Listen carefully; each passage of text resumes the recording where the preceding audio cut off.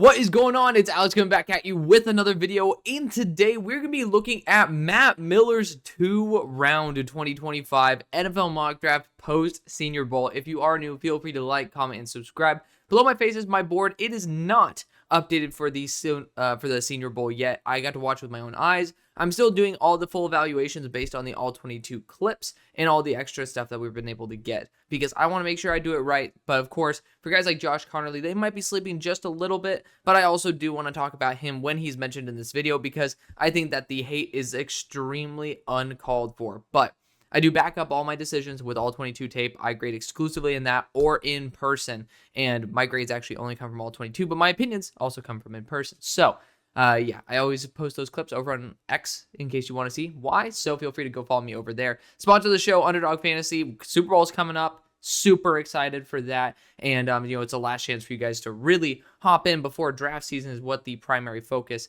of UnderDog is. And that's the top link in our link tree. But also you can just use the code HAILMARY when you end up signing up. But let's get into this. Let's have a great time. And starting out with the number 1 overall pick. Got to meet Matt Miller a year ago in Mobile. Got to talk to him again over the Shrine as well as the Senior Bowl. Great dude. Obviously, he's welcome on the show. I think that I'm pretty sure ESPN has in their contract where they can't go on other people's shows because I find it mind-boggling that I haven't seen Jordan Reed or Matt Miller, both great dudes, on other shows. But if it is possible, you bet your ass we're going to try to get him on because great dude. I want to get much closer to him and be able to have a conversation with him the way that some of my other buddies like Marcus Whitman do. But round number 1, we got the Titans going Abdul Carter in the first overall pick, I should say. And I'm excited to see how the second round plays out.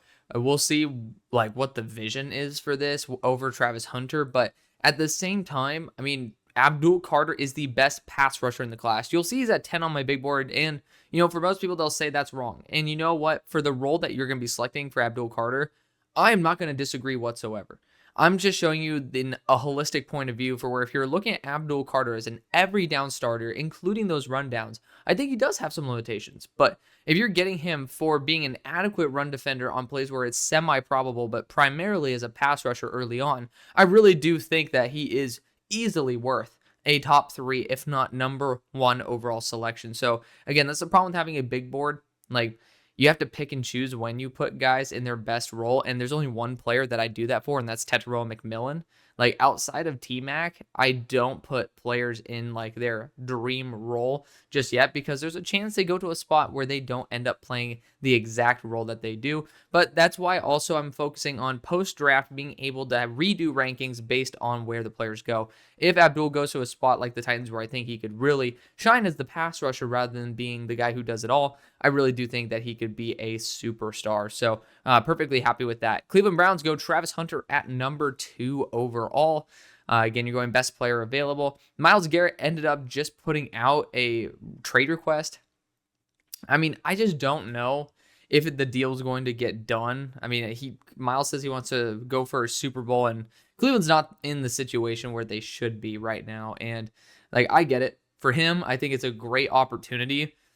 He's 29. The dude is pretty much pushing 30 and, wants to win a chip. He has about 3 or 4 more years of being able to be at the top of his game. And, you don't want to be a liability and you want to be more than just a name. And that's what Myles Garrett will eventually fade to as he's 36, 37, etc. And I'm sure that he wants to retire in a couple of years with a ring. So we'll see what happens with that. Feel free to put down your suggestions for the trade, what team and what value as well, because I'm very curious at seeing all of your guys' opinions on that. Travis Hunter's best player available. I do think quarterback is certainly on the market, but I do think the Browns could also technically, I saw this mock trade with the Vikings. If the Vikings believe in Sam Darnold after he brought them, apart from those last couple games, all the way to a very, very noticeable, they overachieved, a very overachieved season. They might want to keep him and use JJ as bait to get someone like Myles Garrett. But I'm not sure if Minnesota right now is a true contender. Again, I said they're overachieved, but regardless, the Browns could be looking at that as well, but I'm excited to see where that goes. Giants then end up snagging Cam Ward here at number 3. Cam Ward has the arm talent. I think this is the best spot for him in the entire NFL. You have a coach that is desperate for Cam Ward to succeed. You have a GM that is desperate for Cam Ward to succeed for their own job's sake. I think that is an amazing combination, along with a track record of being able to improve quarterbacks that do have some spotty decision making. And, I really, really, really like the potential with Cam Ward, Malik Neighbors, etc. So, big fan of that right there. Patriots then go Mason Graham at number 4. I've seen this quite a few times. I'm perfectly fine with it. Vrabel getting his guy. Now, the question is, do you want to go Tetero McMillan here and then end up getting, in round number 2?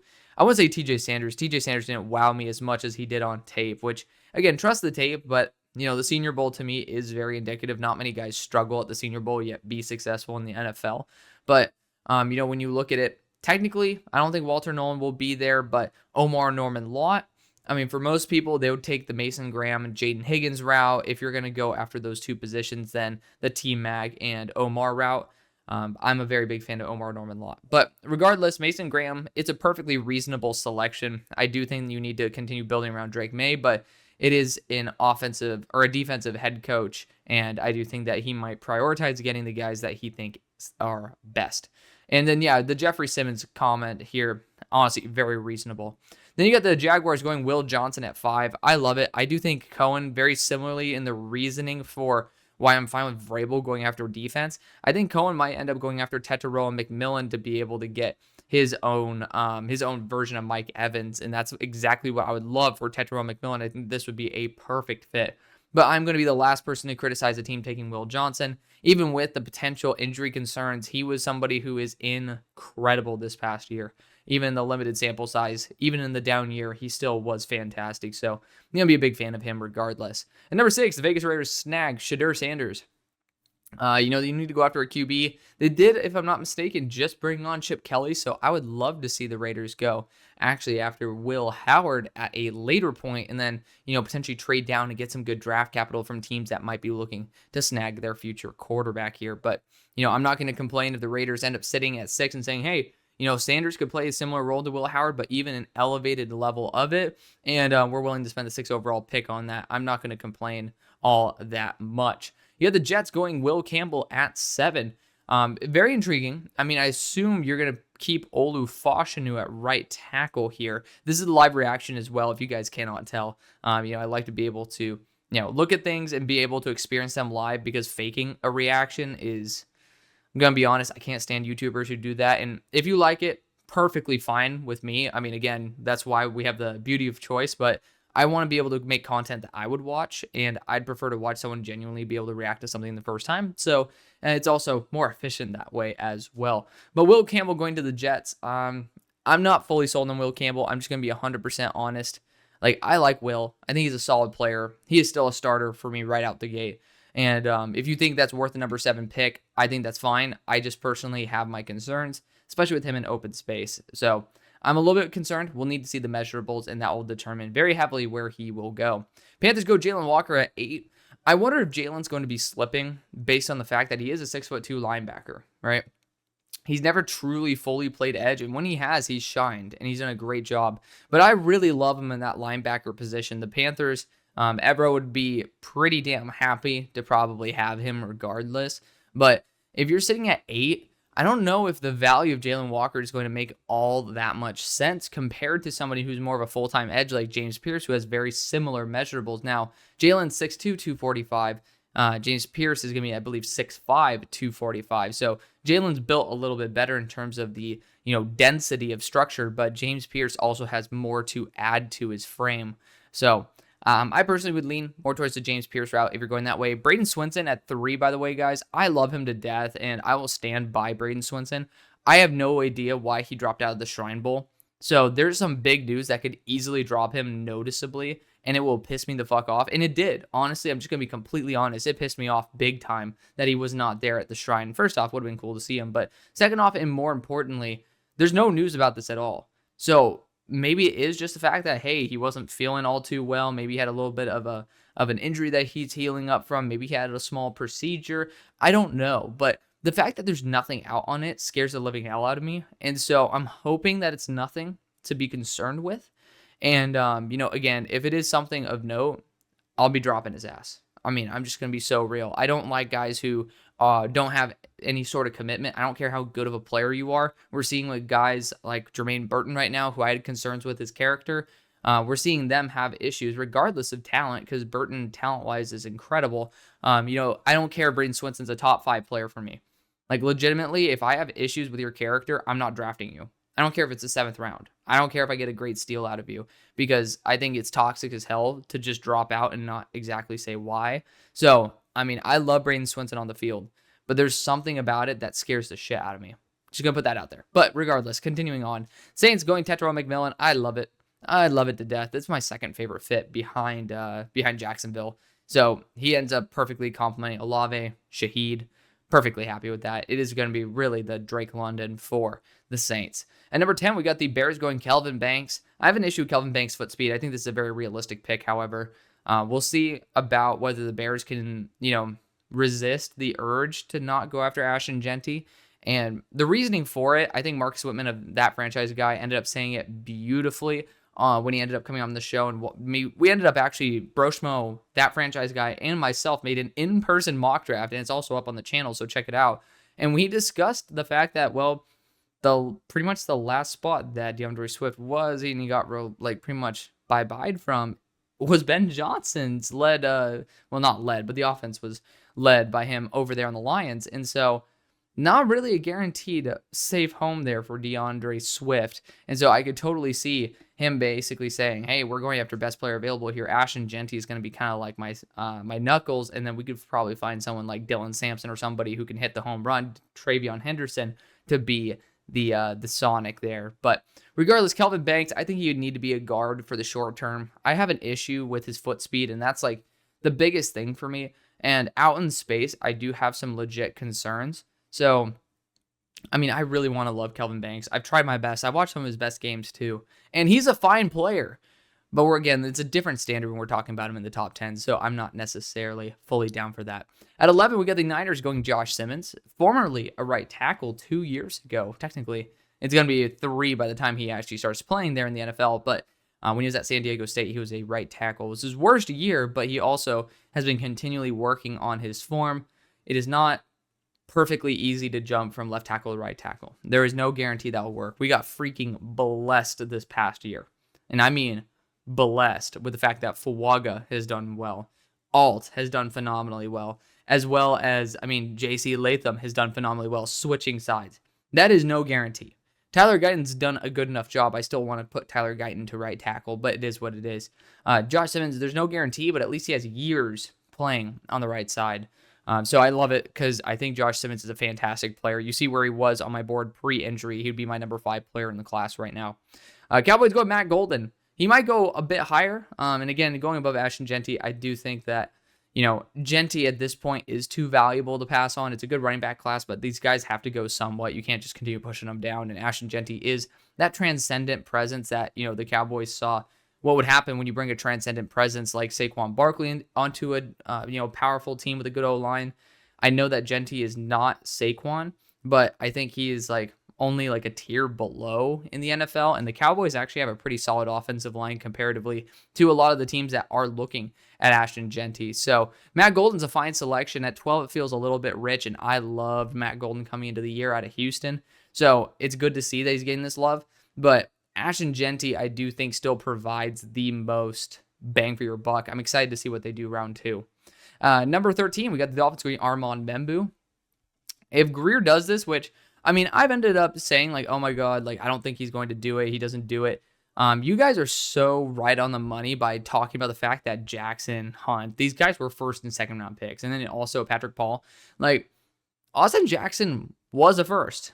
Granted, it was 3 first-round picks, if I'm not mistaken, that year. But still, as much as I want to give Greer crap for not doing offensive line early enough, it might be time to get his head and ass wired together. He might finally learn from his mistake and go back to the well. And Armand Membu would be fantastic. He's athletic.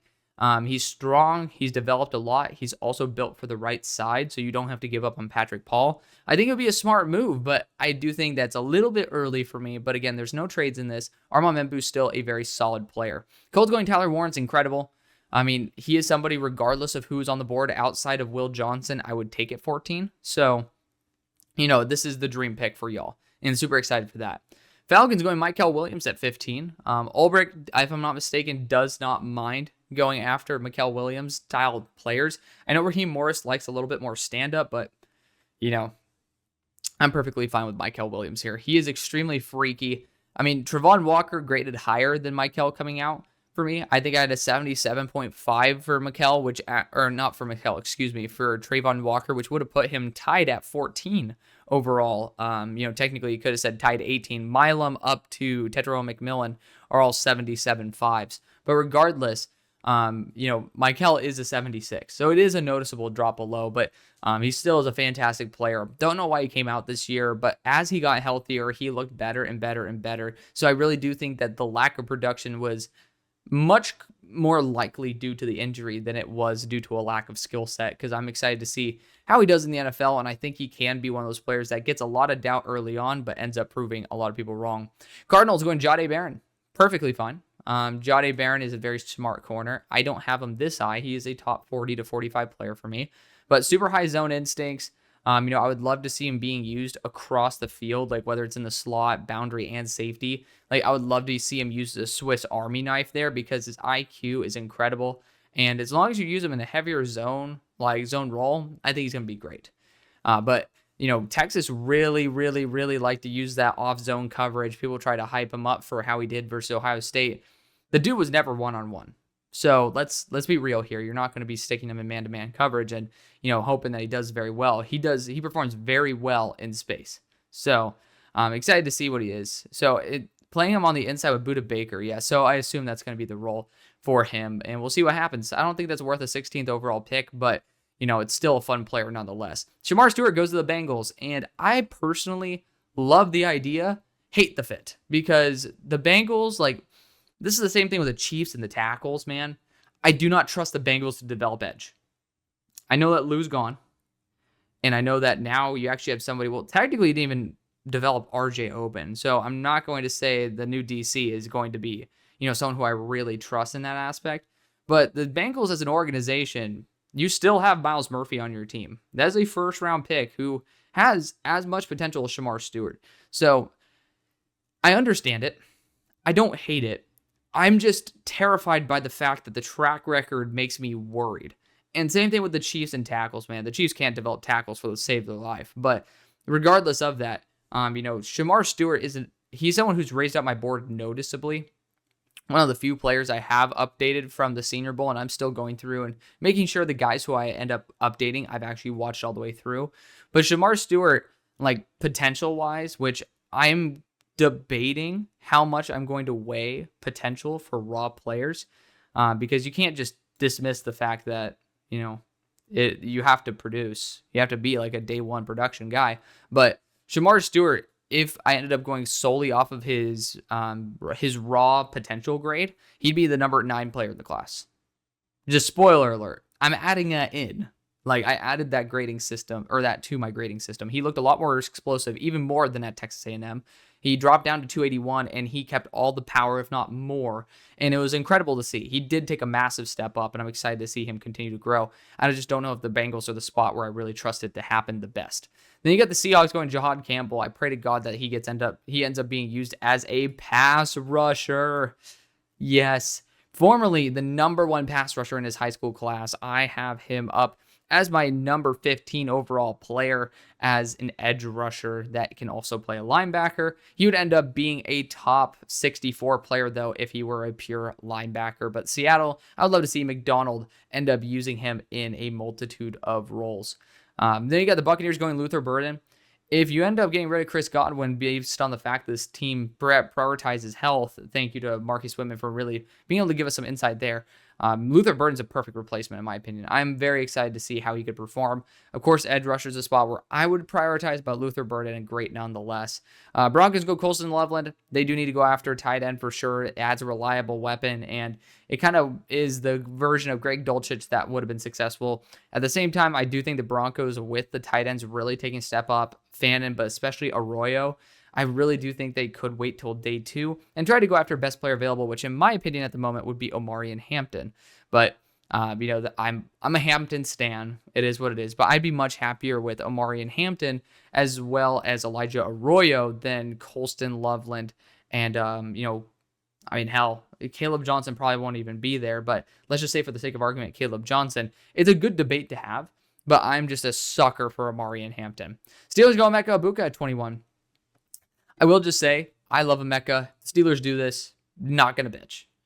But I will say, I want Emeka in the slot. He is so versatile. He is so smooth. He's a damn good football player. It'll be nice to have one without character concerns for once on the Steelers and our receiving core. But you are essentially saying goodbye to Roman Wilson. I know that he can play reps inside and out. But Emeka, I'm not going to be the one to say that Hartline doesn't know what's best for his receivers, right? And Emeka Egbuka, if he really could thrive on the boundary consistently, I think he'd be taking more reps there because that is valuable. It's valuable both in the slot as well as the boundary. But for the Steelers, we do have Roman Wilson. That's a third-round pick. Does that stop you from upgrading and getting something that's a guaranteed success? No.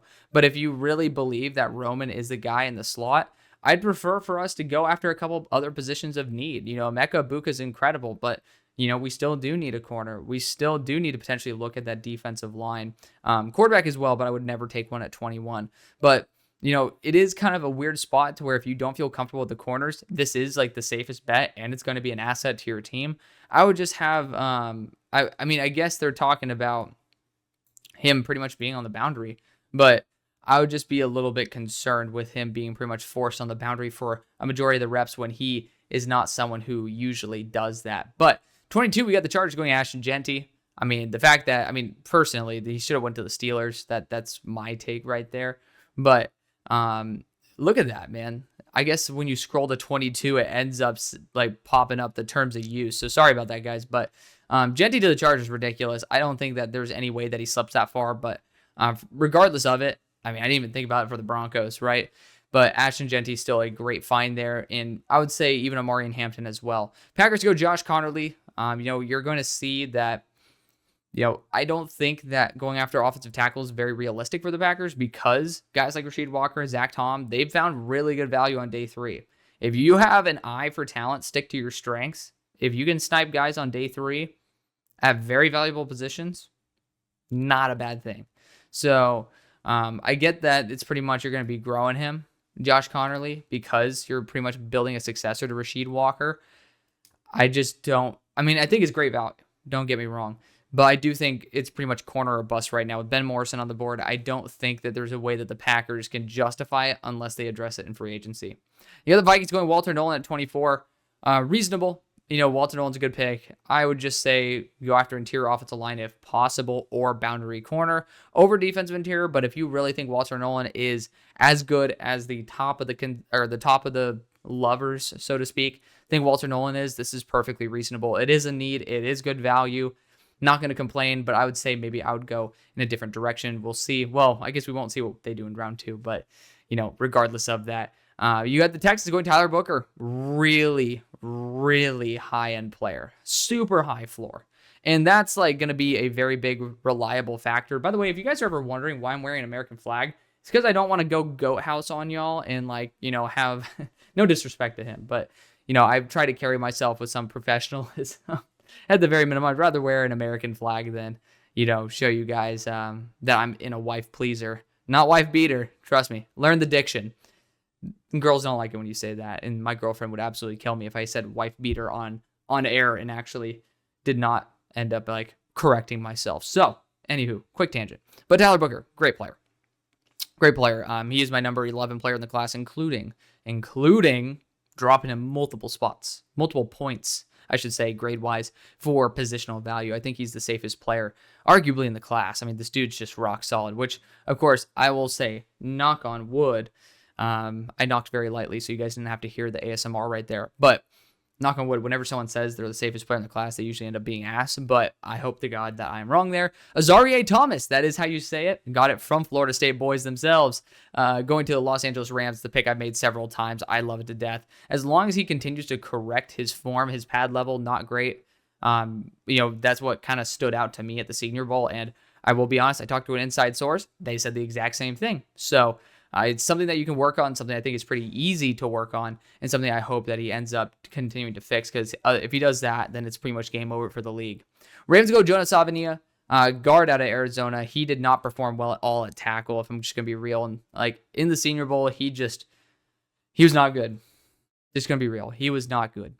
He got plowed over several times. He did not seem to register the fact that he was leaving a city mile or country mile, wide open on the inside. He just let up clean pass to the quarterback, air quotes.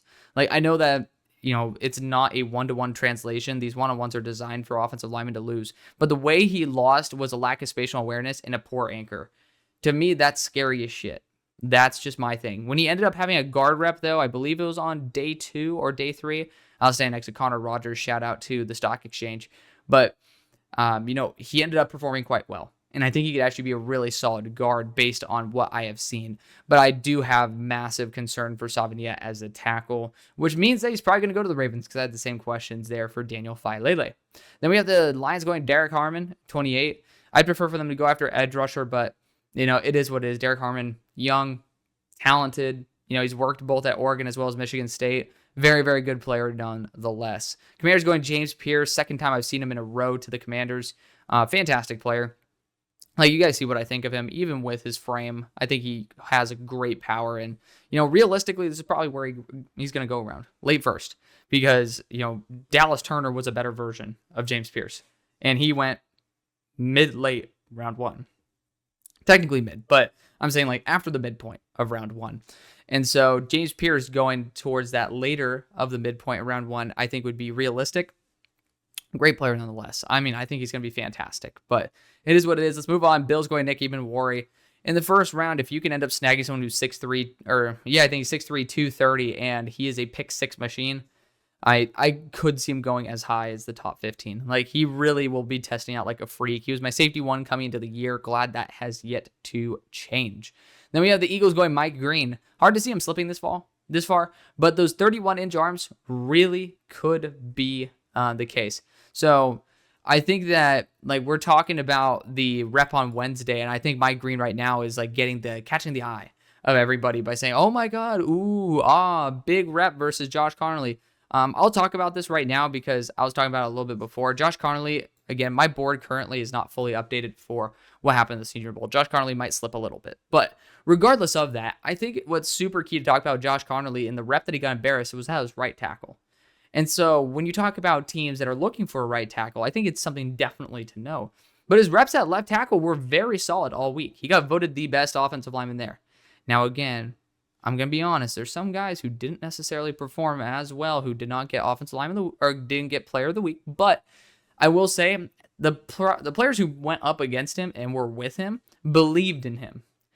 That's pretty awesome. And as a left tackle, I thought he performed very well. So, I'll say that. But regardless, Mike Green took advantage. He did as good as he could do, right? He took advantage of, being set too far back, and I really do think Mike Green did a great job, but Mike Green does have sub 33-inch arms, right? He does have, still limited production versus NFL offensive tackles in their native positions, except for Josh Fryer, which I think you and me could have some success there. So if he is here at the end of round 1, don't be overly surprised. Be optimistic that the Mike Green we saw on that one rep is the Mike Green that we will see on every rep, but there is still some room for debate as to whether he's going to be as good as what that rep showed. And I think that's fair to criticize, but also still have some hope. It was very good to see that, though, for Mike Green. Then we ended up seeing Kenneth Grant. We saw him at the Shrine Bowl in some shorts. I wish I got to see him move around in some pads, but Kansas City taking him at 32 is an excellent move. You can just imagine Kenneth Grant paired up with Christian Jones in the Super Bowl.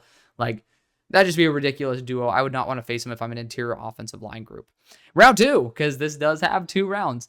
We have Trey Amos going to the Browns, ended up leaving the Senior Bowl based on an ankle injury, but it turns out, again, that inside source I talked about, Azaria Thomas, with, ended up talking to me about Trey Amos and said it was not a serious injury. He just wanted to be very precautious on it and not end up risk actually injuring it and making it a legitimate issue. He was one of the best, if not the best corner there in Mobile. He was fantastic. The Cleveland Browns selecting him at 33 would be honestly not too shabby of a move. Malachi Stark slips to the second round and goes to the New York Giants. I don't think that's going to be the case, but I mean, the Giants end up sniping two guys who probably are going to be going before where they're at. Really, really good player nonetheless. A versatile Swiss Army knife. Just don't put him in the slot, which, well, you got Andrew Phillips there. So don't think that's going to be an issue. In his native position, I think he's going to be well worth a top 20 pick. Yeah, the Titans going Carson Schwezinger at 35. Shout out to Oaks Christian High School. He is also an alum of where I went to school. So didn't know that until I was actually looking up some graphics for him on a stock report and ended up seeing that people who I used to go to school with followed him. And I'm like, why? And it turns out he's Oaks Christian Lions. So he comes from the same lineage as Zach Charbonnet, as Colby Parkinson, as Matt Corral. So, you know, a good pedigree school there nonetheless. And Carson Schwezinger is going to test through the roof. He's a crazy freak athlete. And so the Titans end up pairing up Abdul Carter with Carson Schwezinger, pretty much adding extreme athletes on their squad.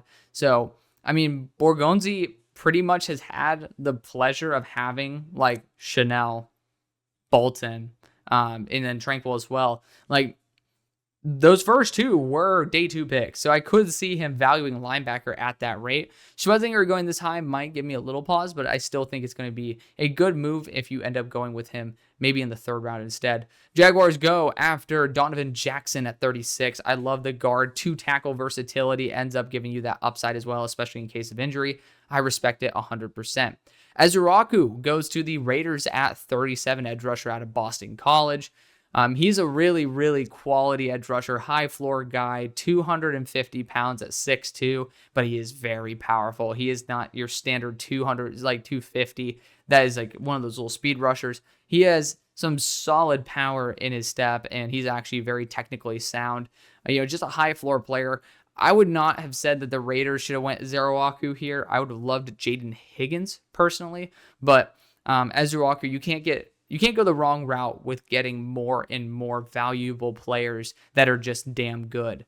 Speaking of a player who's damn good at a position that's valuable, Jack Sawyer goes to the Patriots. You pair up Jack Sawyer, an Ohio State edge rusher, with a Michigan defensive interior. You have a little bit of an interesting concoction in the locker room, but regardless, Graham and Sawyer are both assets to an NFL locker room. Both seem to be very good dudes. And getting after edge rush for the Patriots, not a bad move. Not a bad move at all. But I still would go after Jaden Higgins here. That's just my take. I'd go after Jaden Higgins. I love his role here with I love McDaniels being able to have a reliable, bigger receiver, not named N'Keal Harry, which was not reliable. But regardless, Jack Sawyer, if you just want to bring dudes into a locker room that are going to be just very reliable, hardworking, and like positive towards the culture, I can't complain about that too much for the value. Then we got the Bears going to Marion Hampton. Talked about Genty in the 1st and Marion Hampton here in the 2nd. You guys know exactly what I think of him. Number 6 overall on my board, including positional value. I think this dude is a super stud. It's the craziest growth I've ever seen from a prospect. Like, it really is. But I really thought that everything kind of clicked together this year. People were kind of hyping him up a little bit too much last year. I thought a lot of his success was more so stumbled into. But this year, it really did kind of it all clicked. And I love seeing that. And again, I always say I'd prefer to be wrong about a player I don't like than to be correct, because good football is always better than being right. And if I am wrong, it's always good to have a learning opportunity. I don't think I was wrong about Hampton last year, but I love seeing how much he has grown and finally put it together this year. And for the Bears, I mean, this is going to be like an excellent asset there for Ben Johnson. Then we have number 40, Saints going Jackson Dart. Dude, honestly, if I love this fit, especially if you get Kellen Moore. Like, you can talk about Jackson Dart is pretty much a worse version, in my opinion, to, like, you talk about Dak Prescott. I think Jackson's a worse version of that. Jalen Hurts. Like, you can talk about traits of both of those quarterbacks that Kellen's had success with. And you could see him having success with Jackson Dart. I need to review the tape and then continue regrading him, because I still am probably one of the lowest people on Jackson Dart. But I'm hoping that I can continue seeing like the light, so to speak. And I really like the fit nonetheless. At number 41, the Bears go Tyleik Williams. Excellent value. He is my defensive interior too.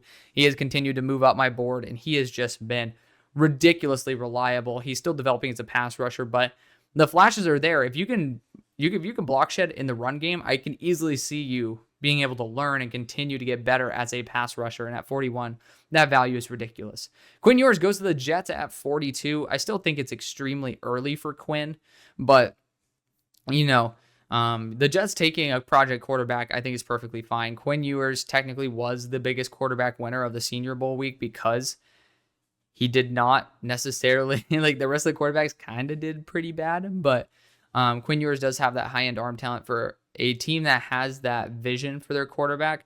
I could see it being the case, but for Aaron Glenn, I really do think Will Howard would be more so his cup of tea, one of those game managers that has those big play making abilities. And so I think that's going to be more up Aaron Glenn's alley than Quinn Ewers, but we'll see what happens. Then we got the Niners going Gray Zabel. I find it very hard to see him slipping out of the first round. Inside sources that I've been able to hear from end up saying that Gray Zabel is, teams at the top of the second want him, and they are not confident that he's going to be there. And I totally agree. He was a first rounder for me coming into the Senior Bowl. Like technically, again, remember, this was pre-Senior Bowl, guys. I had him rated, where the hell did I have him? At number 27, pre-Senior Bowl, and he proved it. He proved he was worth it, so I love that to death. Cowboys going Elijah Arroyo. I do think that Ferguson, on top of the fact that he's going to be a free agent, not necessarily the best all-around tight end. Arroyo is a pretty damn feisty blocker. He was a big winner there in Mobile. I could see the Cowboys trying to totally revamp their receiving core. At 45, the Colts go Max Hairston. Max Hairston has been phenomenal. He was banged up all year long, and it caused him to be a lot more reserved than what he should be. But I really, really liked what I saw from him, and I can totally understand those people who think he should be a first-round pick. I mean, he is, when healthy, like, I already had him as one of the best man coverage corners, but I really think that he took up his physicality to a whole new level now that he's been healthy, and I'm so excited to see him in the NFL. Again, when healthy. Ben Morrison slips to 46. I don't think that's going to happen, but regardless, Ben Morrison's a fantastic player. If he goes here at 46 to the Falcons, I'm going to shoot some fireworks, man. Like, I'll find him. We'll go to the burnt down, little carts for the fireworks on the streets. Somehow dig around and find some fireworks, and I'll light them off for you guys. But 47, we got the Cardinals going Siobhan Ravel. 47, sometimes you just can't say no. I'm not going to disagree with this. And I do think it's very possible he falls here. Really, really, really tight group of corners after the top of the draft. And it's very easy to get lost in the shuffle there. At number 48, the Dolphins go TJ Sanders. I thought he was one of the more unimpressive players from the Senior Bowl, and I've been a big TJ Sanders guy. I was really let down by his overall performance. Him and Kyle Kennard both didn't really wow me too much. And I was really hoping they would in a drill that is kind of designed for players like that to be able to wow. But, defensive interior is a great move for the Dolphins. I just don't know if TJ Sanders earned that right. Then we got the Bengals going JT Tuimoloau going back-to-back edges is certainly, I don't know if I would do that. Like, if you get Shamar, don't go after someone who's going to be actually probably better than Shamar day one, because you're essentially saying, hey, I'm going to have someone who's like an every down player, and we're having Shamar be our growth guy. Unless you're planning on moving on from Trey Hendrickson soon, I don't think that's going to be the best move on planet Earth. There's a lot of other needs on the Bengals where I think there's proper value right now, including at corner, but also at safety. You can look at Watts to pair up with his former defensive coordinator. I think there's just when you put it in the context of Shamar Stewart, I'm not a fan of this pick, but when you don't put it in that context, I think JT Tuimoloau at 49 is excellent. At 50, you got the Seahawks going Alfred Collins, big space eater on the defensive interior. I do think that, if that's what you're going for, Alfred Collins is not a bad pick. But I would just say it's a little bit early. I think there are better routes for success in terms of picking at 50 in terms of value. 51, Broncos go Caleb Johnson. So I assumed that he might not be here. He did end up slipping to the spot.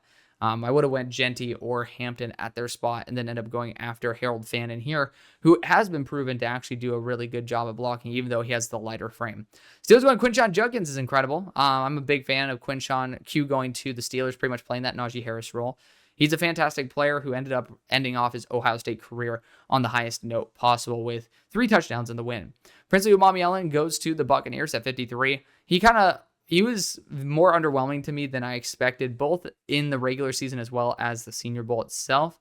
So I do have my concerns there, but the Buccaneers game at 53 kind of feels very similar to what they did with Chris Braswell, like a more underwhelming player, but someone who's just really solid. Then we got the Packers going Nick Scorton.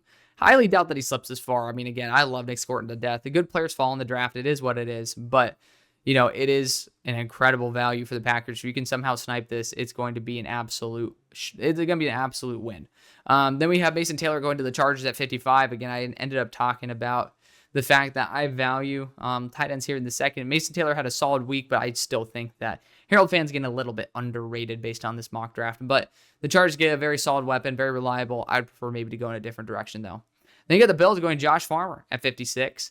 Josh Farmer has 35-inch arms and, got to meet his brothers, funnily enough. Ended up having a good chat with them. So really good family, really chill dudes. I'm just going to be honest. Josh Farmer did not do too well. He did not. For 35-inch arms, he should have dominated. And there were guys with 32-inch arms that I thought did a very good job limiting what Josh could do. And I'm hoping that Josh ends up continuing to play the way that he did at Florida State, which was more dominant than in Mobile. But I do think that this is a little bit high for me.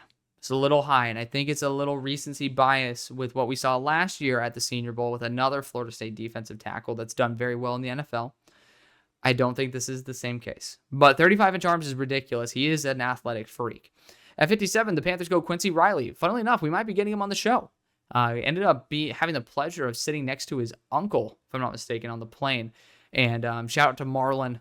Love that dude. He was a really genuine guy. But, Quincy, we should be getting in contact with him soon. We can get him on the show. That'd be super hype. But Quincy's a great player, great ball skills, super high IQ, big hitter. Had a little bit of a down year for Louisville, but if you actually used your eyes and watched him, I think he did a much better job than what the numbers say.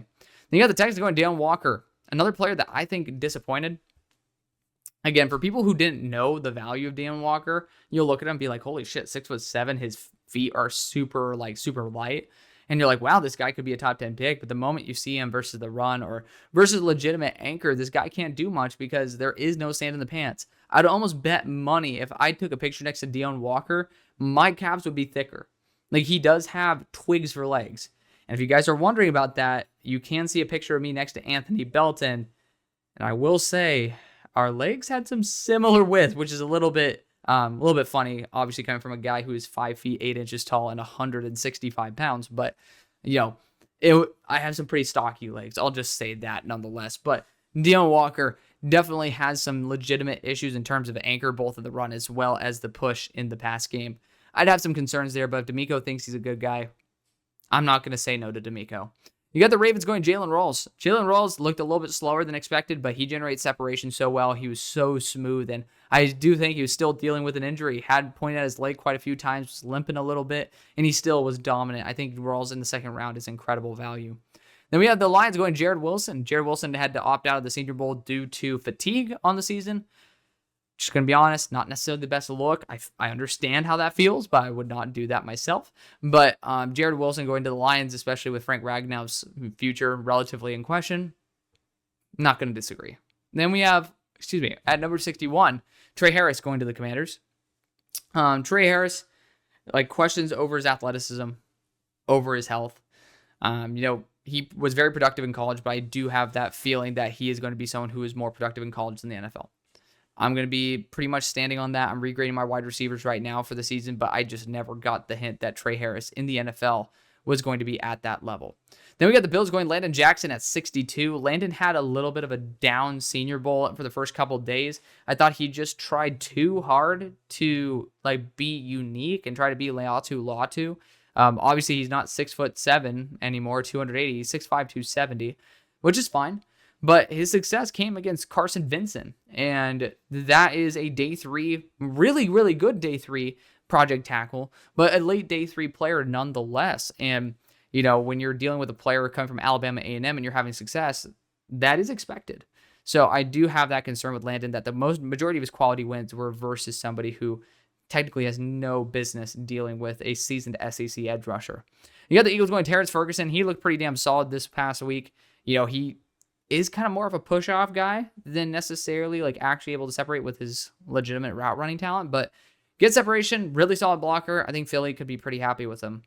Then at 64, you got the Chiefs going with Trey Henderson, the home run hitter at 64. I perfectly respect this and support this move. Trey Henderson's a really good player and deserves to be taken at least in the top 75 picks. A really top-end running back with home run hitting ability. In the small touches that you should have, I think he makes a very big difference. So that's going to be the video. Thank you so much for watching. I love you. See you on the far side. Peace.